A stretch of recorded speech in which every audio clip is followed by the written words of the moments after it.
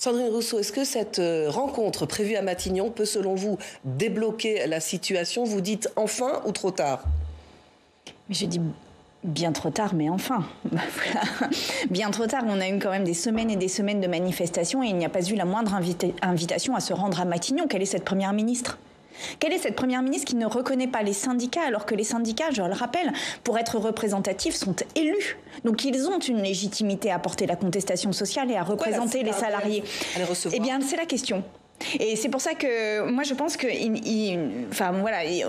nous les groupes politiques n'allons pas y aller parce que nous laissons les syndicats y aller en premier et que je pense que c'est respectueux du combat incroyable qu'ont mené les syndicats ces dernières semaines. Mais moi j'aurais vraiment aimé qu'on le... Vous ne serez pas. Non, nous n'y serons pas. Nous n'y serons pas. Parce que c'est aux syndicats d'être entendus en premier, parce que c'est leur mouvement et que ça se respecte et que nous sommes en arrière-plan de ce mouvement. Nous relayons ce mouvement, mais nous n'en sommes pas au premier plan. Mais moi, j'aurais aimé vraiment rentrer dans Matignon et lui demander de démissionner. J'aurais aimé le faire avec son gouvernement. Je l'ai dit pour Gérald Darmanin, parce que toute la séquence est désastreuse pour eux. Et en l'occurrence, avoir un conflit social de cette ampleur-là, historique, de plusieurs semaines, et ne pas tendre la main une seule fois aux syndicats, ça n'est pas raisonnable. Ça n'est pas raisonnable. Et ça met la France à feu et à sang. Tout ça pour 10 milliards d'euros d'économie, tout ça pour un modèle productiviste, tout ça pour quelque chose qui finalement ne fait qu'aggraver les problèmes dans lesquels nous sommes, qui sont le réchauffement climatique et la crise sociale. Où sommes-nous ? Quand est-ce qu'on prend en compte le bien commun ? Au nom de quoi fait-on les politiques publiques ? Alors, vous le disiez, les parlementaires de gauche refusent cet entretien avec la Première ministre à Matignon et ils appellent plutôt à marcher jusqu'à l'Élysée mardi. Quel est le but de cette marche vers l'Élysée ? C'est de mettre encore plus la pression sur le président de la République ?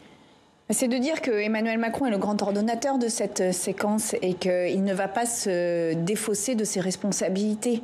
Parce qu'on voit, et ça c'est aussi un des traits sans doute de caractère d'Emmanuel Macron, c'est que dès que la situation devient un peu compliquée, eh bien il accuse sa première ministre et il a même, je crois, utilisé ce mot de stupide qui me semble quand même devoir être interrogé en démocratie quand un président de la République traite ainsi sa première ministre. Mais c'est lui qui est responsable de cette séquence. Il en a fait vraiment une affaire presque personnelle, identitaire en tous les cas de son mandat, de faire cette réforme des retraites. Il a même dit que son second mandat ne débuterait qu'à partir du moment où cette réforme des retraites aurait été faite.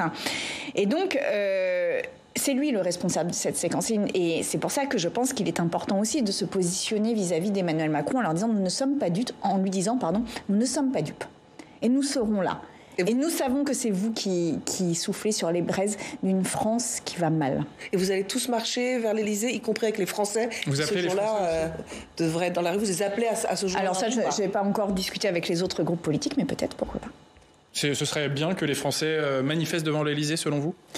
Je pense qu'il y a un rapport de force direct à instaurer avec le président de la République, oui.